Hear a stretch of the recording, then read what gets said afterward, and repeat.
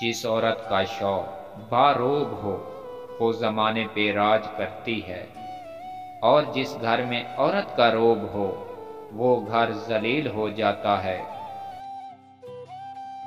जिस औरत का जिस्म गोरा हो वो कम अकल होती है, और वो अपनी खूबसूरती के मुहर से निकलना ही नहीं चाहती। अगर कोई मर्द तुम्हें छोड़ दे तो दुखी होने के बजाय खुश हो जाया करो, क्योंकि वो तुम्हारे लायक नहीं था। अगर वो वाकई मर्द होता तो तुम्हें छोड़ता ना। मर्द उदास है, उसे प्यार की जरूरत है। औरत की सबसे बड़ी इबादत अपनी इज्जत की हिफाजत करना है। उस औरत से शादी करो जो निगाहें नीचे रखती हो, कम बोलती हो और जिसमें हुस्न इखलाक हो, क्योंकि ऐसी औरत के मुकद्दर में बेबहा दौलत होती है। औरत उल्टी लेट कर सोई हो तो बद इखलाक होगी।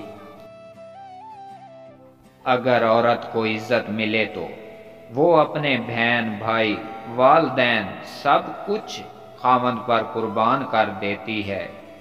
किसी भी घर को बर्बाद करने में औरत का हाथ होता है,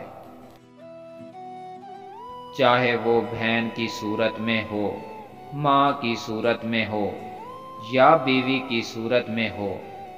अगर मर्द को औरत की गलती का पता चल जाए तो उसे शौहर के घर में मुजस्मा बनकर जिंदगी गुजारना पड़ती है।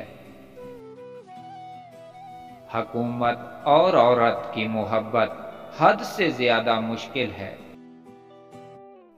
औरत मर्द को खुश करने के लिए अपना आप बदल देती है, अपना दिल अपनी ख्वाहिशात भी बदल देती है कि कहीं मर्द की नज़र ना बदल जाए। मगर मर्द फिर भी अपनी आदत से मजबूर होकर अपनी नज़रों की हिफाजत भी नहीं कर सकता। औरत की ज़बान वो वाहिद चीज़ है जो उसके सारे ऐबों को छुपा लेती है।